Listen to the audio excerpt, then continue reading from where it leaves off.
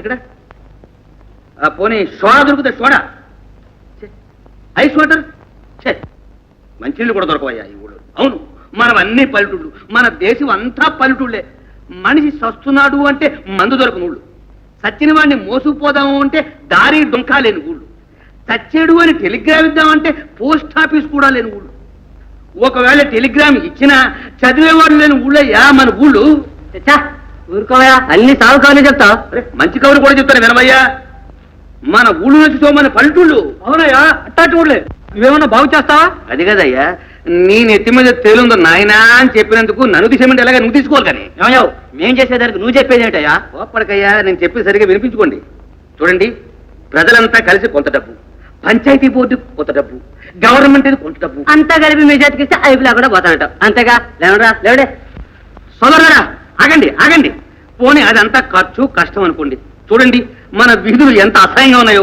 ఇళ్లలో ఉన్న చెత్త చెదారం అంతా తీసుకొచ్చి వీధుల్లో బారేస్తాం. ఆహా, ఇళ్లలో చెత్త ఇళ్లలో పెట్టుకోమంటావు, లేకపోతే 10 మంది నడిచే వీధుల్లో బారేస్తానంటావు. వీధి ఎత్తున వస్తే మీరు ఊరుకుంటారు? నేను ఎత్తున పోస్తే ఊరుకుంటావు?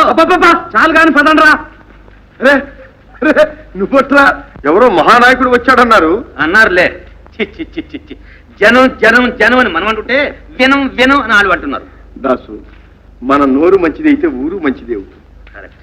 ఏమిటి నా నోరు మంచి కదటవా? నేను చెప్పేది వినరా, ఇవి పల్లెటూరు. ఇక్కడి వాళ్ళంతా కష్టాల్లో కాపురం ఉంటున్న వాళ్ళే. కర్మ అని ఎలాగో సరిపెట్టుకుంటున్నారు. కొత్త సమస్య ఏదైనా వచ్చింది అంటే ఏ కొత్త కష్టాలు తెస్తుందోననే వాళ్ళ భయం. గతమంతా వాళ్ళకి ఇదే అనుభవం. వచ్చిన వాళ్ళంతా వాళ్ళను మోసం చేసిన వాళ్ళే. దాసు, ఏదో స్వరాజ్యం వచ్చిందంటున్నారు కానీ నాయన, అది ఇంకా మా దాకా రాలేదు బాబు. తెస్తామంటే వద్దంటారు కదా కర్మ. ఏమి అనరు. రాగలరు అడిగి మా ఇంటికి. నేను సస్తే రాను. రానంటుంటే వచ్చినా నేను భోంచేయను. అలాగే. భోంచేసినా ఒక క్షణం కూడా ఉండదు. అలాగే. సరే పద. దాసు దాసే. లేకపోతే ఫీజు అనుకున్నావా? పదరా పదరా బాబాయ్తో సరసానికి. పార్వతి, పార్వతి, చూడు, మంచి మోతాదైన ఒక బరువు చుట్టం వచ్చాడు. మీరా అన్నయ్య? కూర్చోండి. చూసావు జలాయ్, వీడు మా ఇంటికి వచ్చి భోజనం చేయమంటే వద్దని వచ్చాడా? వీడు వద్దన్నా నేను భోజనానికి వచ్చాను. వద్దనడానికి కద్దనడానికి ఆయన ఎవరన్నయ్యా? నేను ఇంటికి వెళ్ళాలి, మీరు భోజనం చేయాల్సిందే. కాదనుకుంటే ఆయనే అనుకుంటారు. అన్నా చెల్లెలు ఇద్దరే ఏకమే మధ్యన మన పొస్తు పెడతారన్నమాట. సరే కానివ్వండిరా. సరే, మీరు మాట్లాడుతూ కూర్చోండి, క్షణంలో భోజనం సిద్ధించండి. రే చూసావా, చెల్లాయి సాక్షాత్తు అన్న పూర్ణ.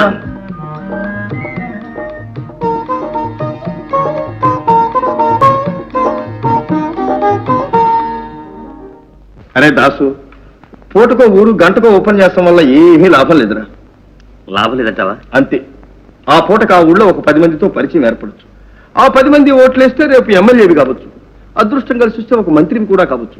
కానీ గ్రామోద్ధరణ మాత్రం ఒక్క వేషం కూడా చేయలేవు, నాది గ్యారంటీ.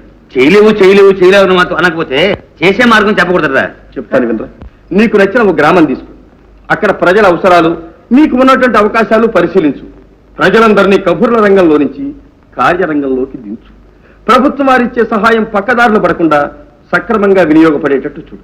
అలా ఒక్క గ్రామాన్ని కనుక నువ్వు ఆదర్శంగా చేయగలిగితే ఇవాళ రేపో 10 మంది ఆధారిని అనుసరిస్తారు, దేశమంతా కూడా బాగుపడుతుందిరా. అయితే నన్ను పల్లెటూళ్ళలో కాపురం పెట్టమంటావు? నేను కాదు అన్నది, గాంధీ గారి అన్నారా, గో బ్యాక్ టు విలేజెస్ అంటే పల్లెటూళ్ళ కొండి నాయన అని. మా అన్నయ్యని కబుర్లతోనే కడుపు నింపేస్తున్నారా? అవునవునవును, అన్నంతో కడుపు నింపడానికి చెల్లాయి నువ్వు ఉన్నావుగా. రండి అన్నయ్య, ఇద్దరికి వడ్డించాను. అదేం చెల్లాయి, భోజనం నాకు ఉపవాసం అడిగానావుగా. ఓన్లేండి అన్నయ్య, పాపం సూరమంటారు. కరెక్ట్. ఎంతైనా ఇల్లాలరా. సార్ ఛానల్ నుంచి అనిపించడం లేదు, ఎక్కడికి వెళ్ళారమ్మా? వ్యాపారం పని మీద కాశ్మీరం వెళ్ళారా? వచ్చారా? మళ్ళీ కోయంబత్తూరు వెళ్ళారు, ఇంకా శ్రీశైలం వెళ్ళాలి. వ్యాపారం అంటే మాట్లాడాలంకప్ప, తిరగాలి, తిరుగుతూనే ఉండాలి. చిన్నబాబు గారు కూడా వెళ్ళారమ్మా? వాడికేం కర్మ, వాడు చక్కగా ఇంట్లోనే ఉండి 24 గంటలు డాక్టర్ నేర్చుకుంటున్నాడు. బాబాయ్ సొంతంగానే? ఇప్పుడు ఆపరేషన్ కూడా చేస్తున్నాడు. మమ్మీ, మమ్మీ, ఏమైనా ఏమైంది? Success, operation success. సచ్చారా? మమ్మీ, నీ కొడుకు ఒట్టి డాక్టర్ గారు, పేద సర్జన్. ఇక్కడే ఉండి ఈ ఊర్లో ఉద్ధరిస్తారటమ్మా. చెల్లాయి బాగా ఎక్కడ? శాంతాదేవి గారు, నేను ఇక్కడ రామదాసు అని అనిపించుకుంటున్నాను, నన్ను మళ్ళీ ఇక్కడ భామాదాసు చేయకు. చెల్లాయిని చూసి నేర్చు. ఊరుకో అన్నయ్య, అవే మాటలు. మా వదినకే